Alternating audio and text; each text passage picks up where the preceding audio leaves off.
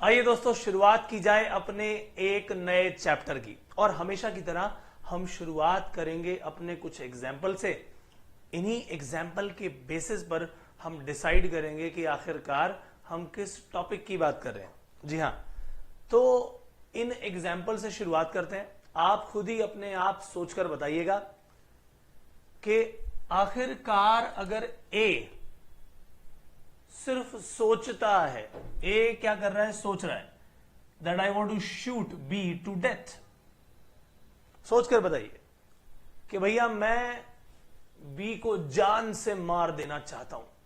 उसके मन में इतनी घृणा है बी के खिलाफ कि वो कह रहा है बी को जान से मार दूंगा मैं, लेकिन एक्चुअली बी को वो जान से मारता नहीं है, यानी गुनाह करने की सोच रहा है वो, मगर किया नहीं। यानी उसके दिमाग में गलत बातें तो चल रही हैं दोस्तों। क्या उसकी इंटेंशन बैड है या नहीं? यस। यानी मैं कह सकता हूं कि ये एक बैड इंटेंशन लेकर घूम रहा है व्यक्ति। बैड इंटेंशन यानी इसका माइंड गलतियों से भरा हुआ है। तो क्या मैं गिल्टी माइंड कह सकता हूं इसे? जी हां, लैटिन लैंग्वेज में इसे कहा जाता है मेंस रिया। क्या कहा जाता है? मेंस रिया, यानी गिल्टी माइंड। दिमाग में इसके गलत बातें चल रही हैं। आइए कुछ और देखें।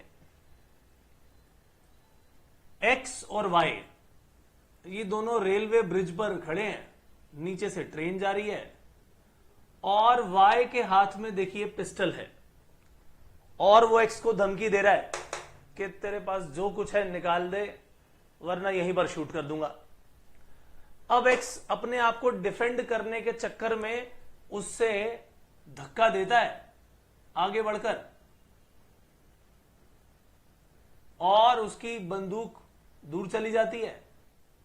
वाई बिल्कुल एज पर खड़ा है और धक्का देते ही ये मिस्टर वाई अपने आप को यहां ट्रेन के नीचे पाते हैं और पता लगा ये उड़ते उड़ते नीचे पहुंचा और वाई का काम तमाम। क्या एक्स की इंटेंशन पर आप सवाल उठाएंगे? क्या यहां पर इसकी बैड इंटेंशन थी? क्या मैं कह दूं कि यहां पर मारने वाले का, मारा किसने? एक्स ने मार दिया भैया।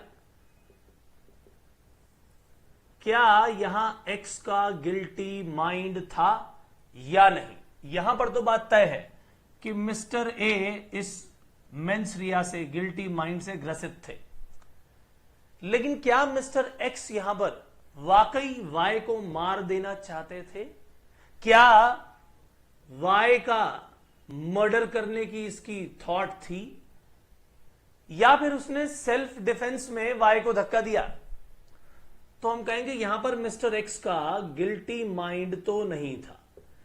यानी यहां पर मेंस रिया की बात क्लियरली हम कह दें कि नहीं है। यहां पर एक्स ने एक्चुअली एक्शन सेल्फ डिफेंस में लिया। तो देखा जाए उसने एक ऐसा एक्ट कर दिया जो कि पनिशेबल है। देखो हमारे लॉ में ये गलत इंटेंशन रखना, केवल मन में ये सोचना कि मैं उसको मार दूंगा, जान से मार दूंगा, या मैं कुछ चोरी कर लेता हूं, ये सोचना गुनाह नहीं है।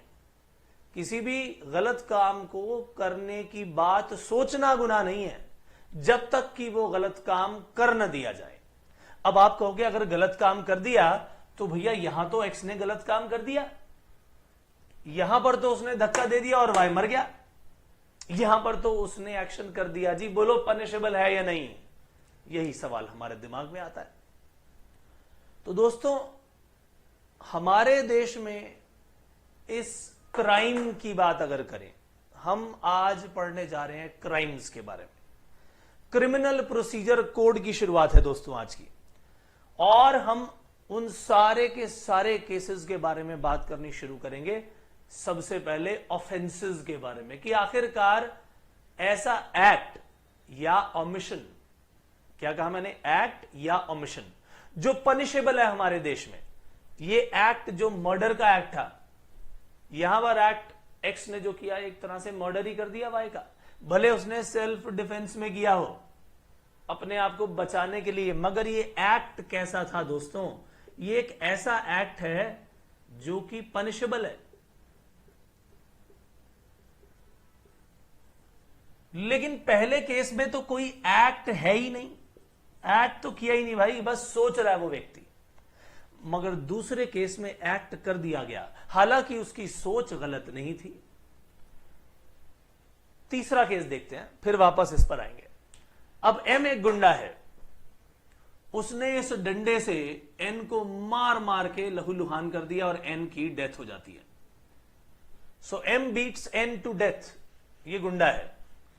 और अब बताइए, एम ने क्या कोई ऐसा एक्ट किया जो कि पनिशेबल है? बिल्कुल है जी। किसी को मार देना पनिशेबल है या नहीं? यस। और यहां पर उसने सोच समझ के मारा, गुंडा है, उसका तो काम ही यही है भैया।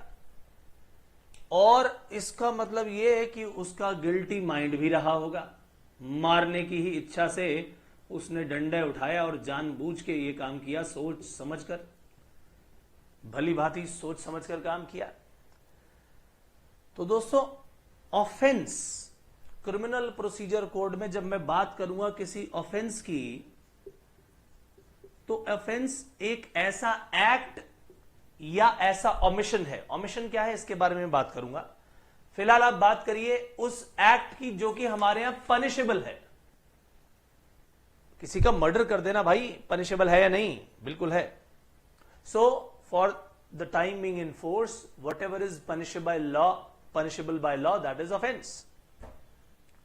यानी हमारा लेजिस्लेचर, हमारा लॉ जिसे पनिशेबल कहता है वही ऑफेंस है। लेकिन दोस्तों, अगर आपने ऑफेंस की बात कही, मर्डर करना तो ऑफेंस है, यहां पर भी मर्डर हो गया दूसरे केस में, एक्स के द्वारा दिस वाई का मर्डर हो गया। लेकिन ऑफेंस तभी ऑफेंस बनता है जब वहां पर गिल्टी माइंड भी हो। यानी खाली गिल्टी माइंड का होना और एक्ट का ना होना ये ऑफेंस नहीं है। सिर्फ सोच रहा है भाई, गिल्टी माइंड तो है, मेंस रिया तो है, मगर एक्ट तो कोई किया ही नहीं, यानी दिस इज नॉट पनिशेबल। यहां पर भी एक डिफेंस आ गया, सेल्फ डिफेंस में उसने मार दिया, उसे मारा भी नहीं, मर गया। वो तो अपने आप को बचा रहा था, बचाते बचाते इसको वाई को धक्का लग गया, वो जाके रेलवे ब्रिज से नीचे गिरा, ट्रेन के नीचे आके मर गया। यहां पर एक्स का गिल्टी माइंड नहीं था, भले एक्ट था और वो एक्ट पनिशेबल है, मगर खाली पनिशेबल होने से काम नहीं चलेगा। ये भी देखेंगे कि जिस व्यक्ति ने ये एक्ट किया, क्या उसकी गिल्टी इंटेंशन, गिल्टी माइंड था या नहीं। तो ऐसे केस में ये एक सेल्फ डिफेंस जो है ये प्रूव कर सकता है कि एक्स को सजा न दी जाए। लेकिन जब मैं बात करूंगा केस नंबर 3 की, यहां पर गिल्टी माइंड के साथ साथ एक्ट भी है और वो पनिशेबल है, तो दोस्तों यही कहलाता है हमारा ऑफेंस जो कि पनिशेबल बाय लॉ है।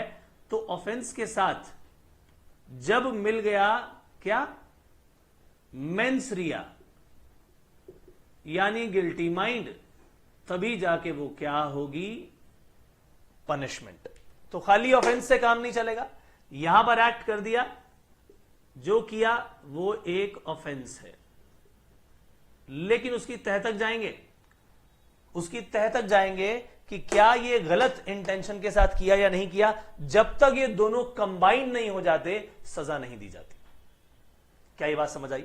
तो एनी एक्ट और ओमिशन कहा था मैंने, तो एक्ट की कहानी तो समझा दी, मगर ये ओमिशन क्या है? आपने अकाउंट्स पढ़ा था, अकाउंट्स में एरर ऑफ ओमिशन था। ओमिशन का मतलब छूट जाना, यानी यहां पर भी कुछ आपने जानबूझकर छोड़ दिया। मान लीजिए आप एक पब्लिक ऑफिसर हैं, पुलिस ऑफिसर है मान लीजिए, और आपकी ओर एक ड्यूटी दी गई है कि आपको ऐसे समय में बचाना है, अगर कोई दंगा हो रहा हो तो उसको रोकना है, दो लोगों के बीच में लड़ाई हो रही है आपके सामने तो आप उसको रोकेंगे, ये आपकी ड्यूटी है। लेकिन ये साहब क्या कर रहे हैं, आराम से बैठे हुए हैं, चल भाई होने दे, मारने दे, कोई बात नहीं।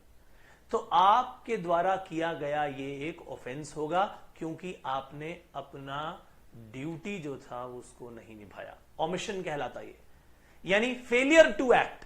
एक तो है एक्ट और दूसरा है फेलियर टू एक्ट। ये भी एक ऑफेंस है, यानी अगर आप बीच बचाव करते तो उस समय उसका मर्डर ना होता, यानी वो क्राइम ना होता, तो आपने उसको जुर्म को रोकने की कोशिश नहीं की, इसीलिए आप भी इसके लिए जिम्मेदार माने जाएंगे। क्या ये बात समझ आई?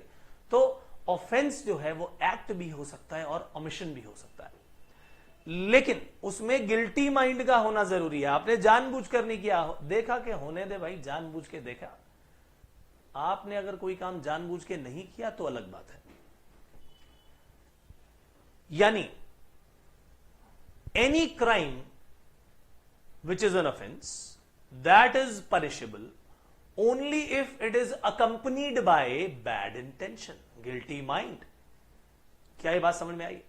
तो यानी हमने आज दो बातें पढ़ ली। एक, ऑफेंस क्या होता है, which is punishable in India, punishable by the law which is existing in India, for the time being it is enforced in India। और दूसरा, mens rea, bad intention, guilty mind होना जरूरी है। जब तक ये दोनों नहीं आएंगे तब तक सजा नहीं मिलेगी।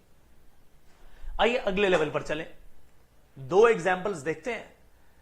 एक्स ने वाई को थ्रेटन किया कि तेरी सारी की सारी गुड्स जो तू बेचता है ना इस जगह पर सब तोड़ दूंगा अगर तूने यहां पर बेचने की कोशिश की। यह मेरा एरिया है, यहां पर मेरे अलावा कोई और नहीं बेचेगा। एक्स ने वाई को धमकी दी कि अपना यहां पर जितना सामान है लेकर मत आना, इस एरिया में निकल जाओ यहां से, धमकी दे दी। अभी कुछ मारा नहीं है। वाई पुलिस में कंप्लेंट करता है, जी ऐसा ऐसा हो गया जी। अगर ऐसा कुछ हो गया तो अब क्या होगा, सोचने की जरूरत है। पुलिस क्या करेगी? या केस फाइल करता है एक्स के खिलाफ तो क्या होगा? सीरियसनेस ऑफ द केस को जरा देखिए। मैं इस केस की सीरियसनेस को इस पांचवें केस की सीरियसनेस से कंपेयर करूंगा। ज्यादा सीरियस कौन सा है जरा देखते हैं। एम एक टेररिस्ट है और मास मर्डर कर देता है, बहुत सारे लोगों को मार देता है ये। अब इसने जो है मास मर्डर कर दिया, बताइए अब पुलिस सामने है। इन दोनों ही केसेस में पुलिस सामने है मान लो, और सबसे पहले ये देख लो कि इसमें लेस सीरियस कौन सा है और more grave in nature, more serious in nature कौन सा है। आप कहेंगे जी ये वाला जो केस है ना ये थोड़ा लेस सीरियस ऑफेंस है। ऑफेंस तो है ये, लेकिन this is more grave in nature. कह देते हैं more serious in nature, more serious offence. और पुलिस वाले दोनों ही सामने खड़े हैं दोस्तों, दोनों ही केसेस में। अब सवाल यह आता है कि पुलिस कब एक्शन ले सकती है। किसी को भी अरेस्ट करना है वो ऑन द स्पॉट अरेस्ट कर लो, या उस काम के लिए क्या करना पड़ता है, एक अरेस्ट वारंट लेके आना पड़ता है। क्या ये बात समझ में आई? कोई ऐसा केस जहां पर पुलिस बिना वारंट के मजिस्ट्रेट के पास जाना पड़ता है, हमें पहले मजिस्ट्रेट से वारंट लेना पड़ता है, जी हम इसको अरेस्ट करना चाहते हैं। पुलिस को किसी के बारे में पता लग गया कि जी इसके पास चरस है, गांजा रखा हुआ है, कितना रखा हुआ है वो क्वांटिटी पर भी डिपेंड करता है। या ये प्लान बना रहे हैं कुछ गलत काम करने का, ठीक है जी। मान लो एक कुछ ऐसे लोग हैं जो कि एक घर में बैठ के दंगे करवाने का कुछ प्लान बना रहे हैं, पुलिस को पता लग जाता है। उसको पता लग जाता है कि अगर इस व्यक्ति को ना पकड़ा गया तो ये व्यक्ति सारे लोगों को भड़का करके दंगा करवा देगा। पुलिस को ये बात पता लग जाती है। पुलिस क्या करती है, सीधा कोर्ट में जाती है और मजिस्ट्रेट के पास ये बात सामने रख के उसको पहले ही अरेस्ट कर लेती है ताकि दंगे ना हो पाए। यानी ऐसे काम के लिए अभी वो सोच रहे हैं, तो इसीलिए उस सोचना तो कोई गुनाह नहीं है, ये बात तो मैंने पहले कही। लेकिन पुलिस को अगर डर हो कि भैया अगर हमने एक्शन नहीं लिया तो गड़बड़ हो जाएगी, क्योंकि हमें तो पता लग चुका है कि ये होने वाला है, और ये व्यक्ति, इसका पुराना जो ट्रैक रिकॉर्ड है वो कुछ ऐसा ही है, तो पुलिस क्या कर सकती है, मजिस्ट्रेट के पास जाएगी, वारंट ले आएगी। तो ऐसे कुछ केसेस होते हैं जहां पर पुलिस वारंट के बिना अरेस्ट नहीं कर सकती, ठीक है। तो जो केस ऐसा हो जहां पर वारंट के बिना अरेस्ट ना किया जाए, एक सिचुएशन तो यह है। दूसरी सिचुएशन क्या है, जहां पर वारंट के बिना ही अरेस्ट कर सकते हैं। जरा देखिए, लेस सीरियस ऑफेंस अगर होगा तो पुलिस हो सकता है कि उसे वारंट के साथ अरेस्ट करे, वेट कर सकती है मजिस्ट्रेट के वारंट देने की। लेकिन जहां पर ये मास मर्डर हो रहा है, पुलिस देख रही है कि भैया मोर सीरियस ऑफेंस है, क्या इमीडिएटली पुलिस को अरेस्ट कर लेना चाहिए या नहीं? यस, पुलिस के पास पावर है। तो ऐसे ऑफेंसेस जहां पर पुलिस बिना किसी वारंट के, which is taken from magistrate को रिक्वेस्ट करके एक ऑर्डर लिया जाता है, वारंट लिया जाता है अरेस्ट के लिए, तो जब इसकी जरूरत ही नहीं है, इमीडिएटली अरेस्ट कर सकती है, तो इसे कहा जाता है, ऐसे ऑफेंसेस को कॉग्निजेबल ऑफेंस। क्या कहा जाता है? Cognizable offence. जहां पर पुलिस अपने ही दिमाग से, अपने ही एक्शन से क्या कर सकती है, किसी भी व्यक्ति को पकड़ के जेल में डाल सकती है। लेकिन ऐसे ऑफेंसेस जहां पर वो लेस सीरियस हैं, और बट अब जैसे रायट होने वाले हैं, हो सकते हैं, कुछ लोग सोच रहे हैं है तो बहुत serious but comparatively lesser serious है, तो ऐसा व्यक्ति अगर कुछ कर सकता है, उसको अरेस्ट के लिए पहले ही एक्शन ले लिया मान लो, तो नॉन कॉग्निजेबल ऑफेंस हो गया।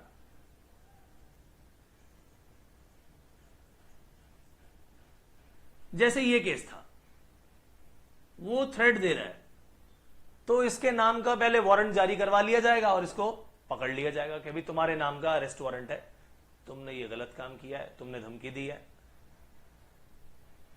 और अब सोचिए, अगर इसे जेल में डाल दिया गया, किसे जेल में डाल दिया गया?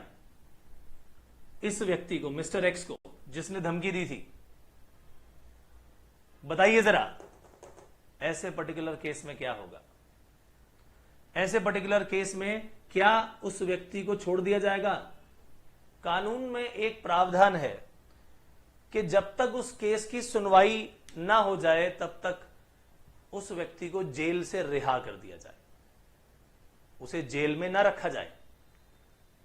यानी उसे फ्री पर्सन की तरह तो घूमने दिया जाए, लेकिन जमानत मिली है, उसको क्या किया जाता है, कुछ अमाउंट डिपॉजिट करना पड़ता है, कानून के द्वारा बताया गया अमाउंट, और उस अमाउंट की जमानत पर उस व्यक्ति को रिहा कर दिया कि जाओ, जब भी केस होगा तुम्हें आना पड़ेगा, और तुम इस स्टेट को या सिटी को छोड़कर बाहर नहीं जा सकते, या हमें बिना बताए नहीं जा सकते। ऐसी कुछ सिचुएशन अगर आती हैं तो उसे फिलहाल के लिए छोड़ दिया गया, यानी बेल पर रिहा कर दिया गया, जमानत पर रिहा कर दिया गया। तो अगर मैंने उसे जमानत पर रिहा कर दिया, यानी उसे बेल मिल गई, तो उसे लेस सीरियस ऑफेंस अगर होगा तो यहां पर जनरली बेल मिल जाती है, हमेशा नहीं। तो ये एक बेलेबल ऑफेंस है, यानी जिस पर उसे बेल पर रिहा किया जा सकता है। यानी अगर एक्स अपनी जमानत रखवा दे, उसका वकील आए और सारे कागजात दे कि जी इनकी जमानत हो गई है, इनको रिहा कर दिया जाए, जब भी केस होगा ये पेश होंगे, तो अरेस्ट होने के बावजूद उसे रिहा कर दिया गया। जब तक कोर्ट का फैसला नहीं आ जाता वो बाहर रह सकता है, तो ये बेलेबल ऑफेंस कहलाएगा, यानी जिस पर बेल हो सकती है। लेकिन ये मास मर्डर का केस, जो कि more serious, more grave in nature है, कॉग्निजेबल ऑफेंस, पुलिस ने बिना मजिस्ट्रेट के वारंट के ही सीधा अरेस्ट कर लिया, क्योंकि भैया वो बंदा यहां पर मास मर्डर करके बैठा हुआ है और तुम जा रहे हो जरा मैं कोर्ट से ऑर्डर लेके आता हूं, इतना टाइम थोड़ी है, पुलिस को मालूम है ये तो भैया ऐसा व्यक्ति है, इसको इमीडिएटली पकड़ के डाल दो जेल में। तो कानून कहता है इसको तुम वेट मत करो मजिस्ट्रेट के ऑर्डर की, सीधा पकड़ के जेल में डालो, उसके बाद अगली कार्रवाई होगी। यानी पुलिस अपने ही कॉग्निजेंस पर उसे पकड़ सकती है, पकड़ के जेल में डाल सकती है। और ऐसे व्यक्ति की बेल भी नहीं होगी, क्योंकि उसने ऑफेंस ही कुछ ऐसा किया है। तो जहां पर उस व्यक्ति की बेल ना हो, जमानत ना हो, इसे कहा जाता है नॉन बेलेबल ऑफेंस। उसने ऐसा ऑफेंस किया है which is non bailable in nature, यानी इसकी जमानत नहीं होगी। तो अगर ध्यान से देखा जाए तो वो offences which are less serious in nature, वो नॉन कॉग्निजेबल ऑफेंस है।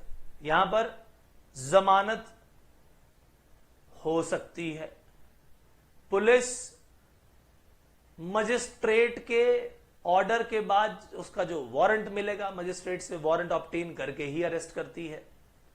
लेकिन कुछ ऐसे case which are more grave in nature, more serious in nature, उसमें पुलिस बिना वारंट के अरेस्ट कर लेगी और ऐसे केस में उस व्यक्ति की बेल भी नहीं होगी। तो जहां पर मोर सीरियस इन नेचर होते हैं जनरली वो कॉग्निजेबल ऑफेंस होते हैं, मैंने वर्ड यूज किया है जनरली, और वो नॉन बेलेबल भी होते हैं इन जनरल। और जो केस लेस सीरियस ऑफेंस होंगे वहां पर वो नॉन कॉग्निजेबल होंगे, यानी उनको अरेस्ट वारंट के बाद ही किया जाएगा और उसमें बेल भी मिल सकती है इन जनरल। ऐसा नहीं है कि कुछ ऑफेंसेस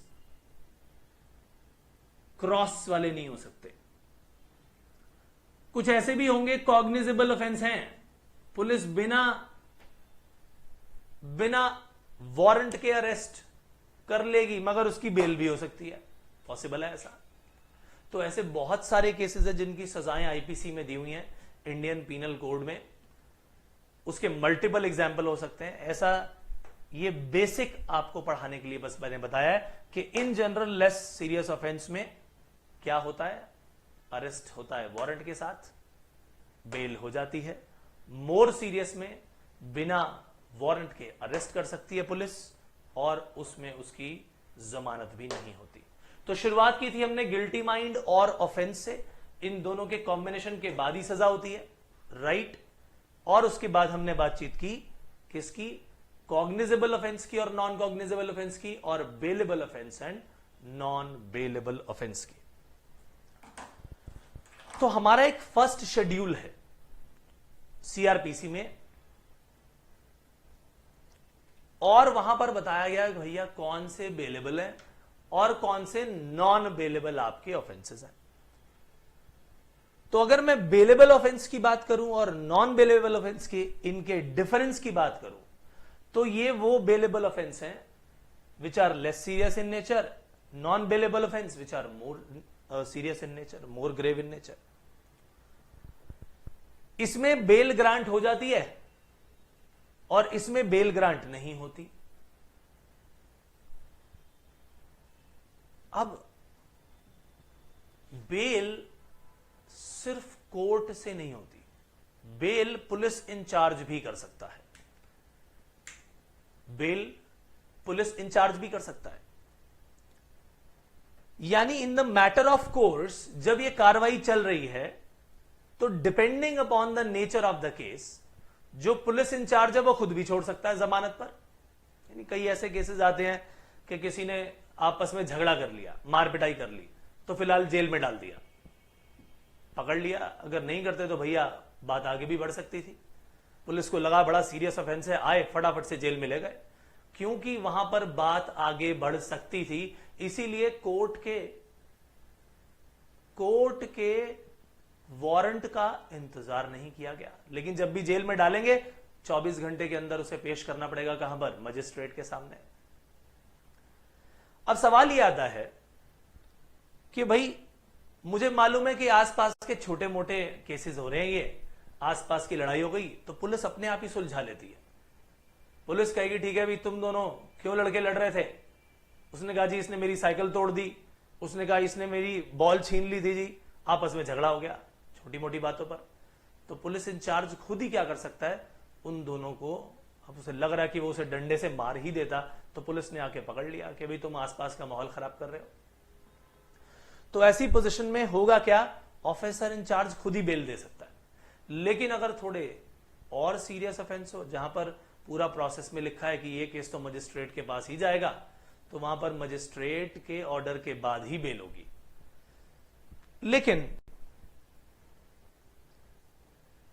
कुछ ऐसे ग्रेव सर्कमस्टेंसेस जहां पर मोर सीरियस ऑफेंस हुए हैं, these are non cognizable. Non cognizable these are cognizable offence, जहां बिना वारंट के अरेस्ट कर लिया और उसको लग रहा है कि ये मोर सीरियस ऑफेंस है, तो इसके लिए बेल भी नहीं देंगे हम। यानी नॉन बेलेबल ऑफेंस हो गए जिसमें ग्रांट ऑफ बेल नहीं की जाती as a matter of course. जब मैं वर्ड यूज कर रहा हूं as a matter of course, इसका मतलब ये हुआ कि जनरली बेल ग्रांट नहीं होगी। लेकिन कुछ ऐसे केसेस भी हैं, तरीके हैं, जहां पर मोर सीरियस ऑफेंस भी होगा फिर भी बेल हो जाएगी। यानी हर नॉन बेलेबल ऑफेंस में बेल ना हो ऐसा जरूरी नहीं। नॉन बेलेबल ऑफेंस तो है मगर फिर भी बेल दी जा सकती है। ये तो ऑफेंस का नेचर बताया। कुछ ऐसे ऑफेंसेस हैं जहां पर नॉन बेलेबल होंगे, जनरली वहां पर बेल नहीं होती, फिर भी कुछ ऐसे सर्कमस्टेंसेस हैं जहां पर बेल ग्रांट की जा सकती है। अब आती है बात कॉग्निजेबल और नॉन कॉग्निजेबल की। अगर मैं उनके डिफरेंस की बात करूं, अभी हमने दो डिफरेंस किए। किसका डिफरेंस किया हमने? पहला डिफरेंस किया बेलेबल और नॉन बेलेबल का। ये लेस सीरियस होते हैं, मोर सीरियस होते हैं। इसमें बेल ग्रांट की जा सकती है, ऑफिसर इंचार्ज करेगा, पुलिस वाला या कोर्ट करेगा। इसमें जनरली बेल ग्रांट नहीं होती, बट फिर भी कुछ सर्कमस्टेंसेस ऐसे हैं जहां पर बेल ग्रांट हो सकती है, इसमें भी बड़े स्पेसिफिक। अब मैं कॉग्निजेबल और नॉन कॉग्निजेबल ऑफेंस की बात करने जा रहा हूं। यहां पर बिना वारंट के आप अरेस्ट नहीं कर सकते नॉन कॉग्निजेबल ऑफेंस में, लेकिन कॉग्निजेबल ऑफेंस में बिना वारंट के अरेस्ट कर सकते हो। ये लेस सीरियस क्राइम वाले होते हैं, ये मोर सीरियस वाले क्राइम होते हैं। और अगर मैं बात करूं, जो कॉग्निजेबल ऑफेंस होते हैं जनरली वो नॉन बेलेबल होते हैं, क्योंकि मोर सीरियस क्राइम है। Generally these cognizable offences are non bailable, इसमें बेल जनरली नहीं होती। और जो नॉन कॉग्निजेबल ऑफेंस होते हैं जनरली दे आर बेलेबल। तो दोस्तों आपने कहानी समझ ली, हमने इसके डिफरेंस भी कर लिए, राइट। अब मैं आपको दो छोटी बातें बताने जा रहा हूं, दो केसेस के बारे में। पनिशमेंट तो मिलनी है भैया, अगर आपने गलत काम किए। पनिशमेंट मिलती है तीन तरीके से। पनिशमेंट मिलती है कितने तरीके से? तीन तरीके से। या तो भैया तुम्हें फाइन लगेगा, उसका मिनिमम, उसका मैक्सिमम अमाउंट बताया जाता है कि मैक्सिमम इतने रुपए फाइन लग सकता है। अब ये कोर्ट में मजिस्ट्रेट के ऊपर डिपेंडेंट होता है कि भाई वो कितने रुपए का फाइन लगाए। मैक्सिमम अमाउंट बताए, बट वो इस जरूरी नहीं है कि मैक्सिमम तक जाए, वो कम भी रह सकता है फाइन। फिर आती है बात इम्प्रिजनमेंट की, जेल की। यानी जो मजिस्ट्रेट है वो क्या कर सकते हैं? जो मजिस्ट्रेट हैं वो आपको जेल में भी डाल सकते हैं। हर एक केस में इम्प्रिजनमेंट का जो टाइम है वो फिक्स्ड है। क्या ये बात समझ आई? हर केस में इम्प्रिजनमेंट का टाइम, मैक्सिमम टाइम फिक्स्ड है। और ऐसा भी हो सकता है कि आपके ऊपर फाइन और इम्प्रिजनमेंट दोनों लगा दिए जाए। तीन बातें बता दी मैंने, फाइन, इम्प्रिजनमेंट या बोथ।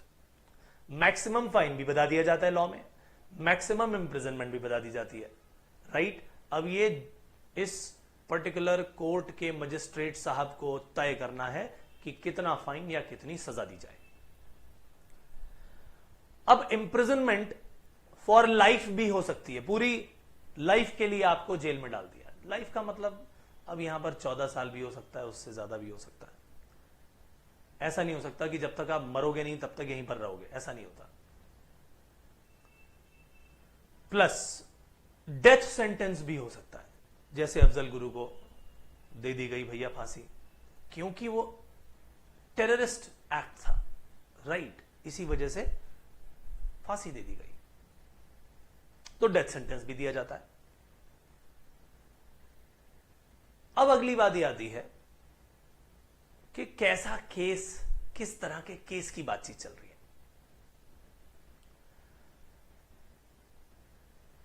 वो केसेस जिसमें 2 साल से ज्यादा की इंप्रिजनमेंट हो, ध्यान से सुनिएगा, जिसमें 2 साल से ज्यादा की इंप्रिजनमेंट हो, या लाइफ इंप्रिजनमेंट हो, या डेथ सेंटेंस हो। 3 बातें बता दी मैंने, दोबारा से सोच लीजिए। पहला, imprisonment which is exceeding 2 years, 2 साल तक नहीं, 2 साल से ज्यादा। दूसरी बात, इंप्रिजनमेंट फॉर लाइफ, यानी लाइफ इंप्रिजनमेंट। तीसरी बात, डेथ पेनल्टी, यानी डेथ सेंटेंस। ऐसे जो भी केसेस होंगे उन केसेस को हम वारंट केस बोलते हैं। क्या बोलते हैं? Warrant case. और वो cases which are not warrant case, they are known as summon case. कहते हैं ना, समन भिजवा दिए, समन्स भिजवा दिए उसे। तो समन्स के जितने भी केसेस होंगे उसमें वो होंगे जिसमें 2 साल से कम, 2 साल या उससे कम की सजा होगी। तो 2 तरह की बातें और पढ़ ली हमने, पहला वारंट केस, दूसरा समन केस। अब अगर वाई को इस तरह की धमकियां मिल रही हैं तो वाई को करना क्या चाहिए था? वाई को धमकियां मिल रही है, तुम्हारा सामान तोड़ दिया जाएगा अगर तुमने यहां सामान बेचने की कोशिश की। तो अब ये डिपेंड करता है कि ये करेगा क्या। वाई को इसके अगेंस्ट कंप्लेंट करनी पड़ेगी। कंप्लेंट करेगा कि जी एक्स ऐसे ऐसे धमकियां दे रहा है और मुझे तो अपनी चीजों का नहीं, अपनी जान का भी खतरा है, पता नहीं वो गुड्स तोड़े और मुझे ही ना मार दे। तो ये व्यक्ति जो है मजिस्ट्रेट के सामने जाके कंप्लेंट ओरली भी सुना सकता है अपनी, और रिटन में भी दे सकता है कि सामने वाले व्यक्ति ने इस तरह का ऑफेंस किया है, या सामने वाले व्यक्ति ने किसी को मार दिया है। अब एम ने जब एन को मारा तो एन का भाई, एन्स ब्रदर यहां पर मौजूद था। उसने उसे बचाने की कोशिश की, लेकिन यह गुंडा उसे मार के भाग गया। अब एन को भी, अब फटाफट से एन के इस भाई को, मान लो इसका नाम है पी। पी क्या करेगा? ये जाके मजिस्ट्रेट के सामने ओरली या अपनी रिटन कंप्लेंट देगा कि मेरे सामने ऐसा हुआ, उसने मेरे भाई को मार दिया, और भाग गया। तो दोस्तों, उस पर्सन की जो कंप्लेंट दर्ज की जा रही है यह कहलाती है कंप्लेंट। कंप्लेंट नाम भी है और डिटेल में भी हमने कंप्लेंट के बारे में पढ़ा। लेकिन पुलिस जो रिपोर्ट बनाती है वो कंप्लेंट में नहीं आती। क्या वर्ड्स कहे मैंने? पुलिस जो रिपोर्ट देती है वो कंप्लेंट में नहीं आती। कंप्लेंट कौन करेगा? प्लेंटिफ, केस फाइल करने वाला। तो हमने अभी फिलहाल इस सेशन में सबसे पहले ऑफेंस के बारे में जाना, गिल्टी माइंड के बारे में जाना, हमने cognizable and non cognizable offences के बारे में जाना, उनके डिफरेंस भी देखे, हमने bailable and non bailable offences के बारे में जाना, उनके भी डिफरेंस देखे, हमने वारंट केस और समन केस के बारे में जाना, और हमने फिर जाना 6th पॉइंट के बारे में, विच इज कंप्लेंट। तो हमने सब कुछ कर लिया। एक बार समन केस और वारंट केस को फटाफट से दोबारा रिवाइज कर लें। तो जो केसेस 2 साल से ज्यादा की इंप्रिजनमेंट, लाइफ इंप्रिजनमेंट, डेथ, ये है वारंट केस। और जो इसमें इंक्लूड नहीं होते वो क्या है? समन केस। यानी offences which are punishable with imprisonment not exceeding 2 years, ऐसे ऑफेंसेस में कहां काउंट होते हैं? कौन सा केस लगता है? समन केस। अब दोनों के चैप्टर अलग अलग हैं। चैप्टर नंबर 19 में, सीपीसी के चैप्टर नंबर 19 में वारंट केस से डील किया जाता है। वारंट केसेस जितने भी होते हैं उनकी सब डिटेल्स कैसे किया जाएगा, वो सारा का सारा प्रोसीजर, क्योंकि प्रोसीजरल लॉ है ये भी एक, जैसे सिविल प्रोसीजर कोड था वैसे क्रिमिनल प्रोसीजर कोड है, प्रोसीजर्स बताए जाते हैं यहां पर। तो इसमें वारंट केसेस का जो भी सारा का सारा सिस्टम है, वो जो प्रोसीजर है चैप्टर नंबर 19 में है, 19 में, जबकि समन केसेस सारे का है चैप्टर नंबर 20 में। सीपीसी 1900 सॉरी सीआरपीसी में दोनों ही cases, order number sorry chapter number 19 CrPC, शायद मैंने सीपीसी बोल दिया था पहले, क्रिमिनल प्रोसीजर कोड में सब चल रहा है, और चैप्टर नंबर 20 ऑफ सीआरपीसी किसमें, समन केस में। अब चार्जेस को फ्रेम करने की जरूरत होती है, चार्जेस जो जो लगाए कि उसने ये किया, ऐसा किया, जो उसने एक्ट किया सामने वाले व्यक्ति ने, जैसे कि एन का भाई एम के खिलाफ पूरे चार्जेस बनाएगा, चार्ज शीट भी दाखिल होगी, ठीक बात है कि नहीं। तो framing of charges is necessary. Charge sheet कौन बनाती है, पुलिस बनाती है। तो सारे के सारे वारंट केसेस में चार्जेस को फ्रेम करना जरूरी होता है, नेसेसरी है, जबकि समन केसेस में चार्जेस को फ्रेम करना जरूरी नहीं होता। यह बात दोस्तों हमने पढ़ ली। अच्छा एक बात बताओ, आपने कई मूवीज देखी होंगी और उसमें सुना होगा पब्लिक प्रोसिक्यूटर साहब, सुना है कि नहीं। पब्लिक प्रोसिक्यूटर एक तरफ खड़े होते हैं, दूसरी तरफ उस व्यक्ति का वकील जिसके खिलाफ केस चल रहा है। तो जब स्टेट केस दायर करती है दोस्तों, तो उन्होंने अपने कई वकील जो है एम्प्लॉय किए होते हैं, जो कि सरकार की तरफ से, जो कि स्टेट की तरफ से केस लड़ता है, वो कहलाता है पब्लिक प्रोसिक्यूटर। क्या कहलाता है, पब्लिक प्रोसिक्यूटर। यानी सेंट्रल या स्टेट गवर्नमेंट को जो कोर्ट में रिप्रेजेंट करे वो है प्रोसिक्यूटर। कौन है, प्रोसिक्यूटर। वो भी एक ऑफिसर ऑफ द कोर्ट ही है, जो कि स्टेट को या सेंटर को रिप्रेजेंट कर रहा है। और उसी तरह से कुछ होते हैं प्लीडर। प्लीड करने का मतलब भी यही है, जो केस फाइल कर रहा है। यानी कोई भी व्यक्ति जो कि लॉयर है, बार में रजिस्टर्ड है, और लॉ उसे परमिट करता है कि तुम कोर्ट में केस लड़ सकते हो। क्या वर्ड्स कहे मैंने, लॉयर है, बार एसोसिएशन ऑफ लॉ के एग्जाम दिए हुए उसने, और प्रैक्टिस में है, और कोर्ट ने और लॉ ने उसे क्या किया हुआ है, लॉ ने उसे अलाउ किया हुआ है that you can fight these legal cases. तो आप क्या कहलाते हैं, प्लीडर। ऐसे केस में क्या बोलेंगे, प्लीडर।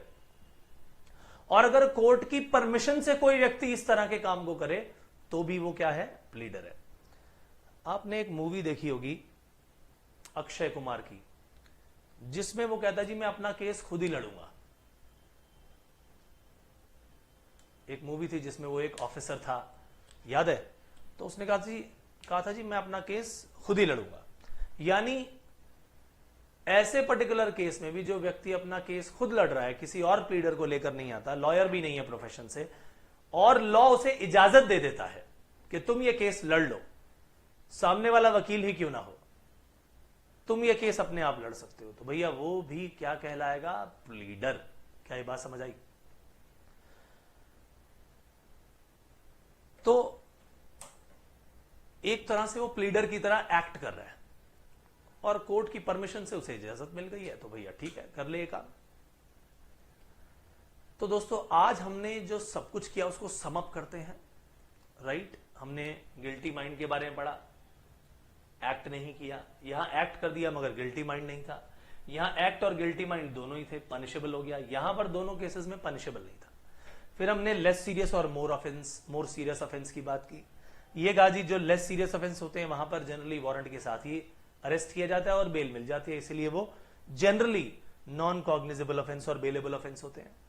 और जहां पर हमने देखा मास मर्डर हुआ, मोर सीरियस ऑफेंस था, तो भैया बिना वारंट की अरेस्ट कर लिया पुलिस ने, और यहां पर बेल भी नहीं हुई, नॉन बेलेबल ऑफेंस हो गया। फिर हमने बातचीत किसकी की, हमने वारंट केस और समन केस के बारे में बातचीत की, हमने कंप्लेंट के बारे में बातचीत की। Then we talked about what, pleader and prosecutor. तो दोस्तों ये काम फिनिश होता है, हम अगले सेशन में मिलेंगे कुछ नया लेकर के। तब तक के लिए मुझे इजाजत दीजिए, बाय बाय।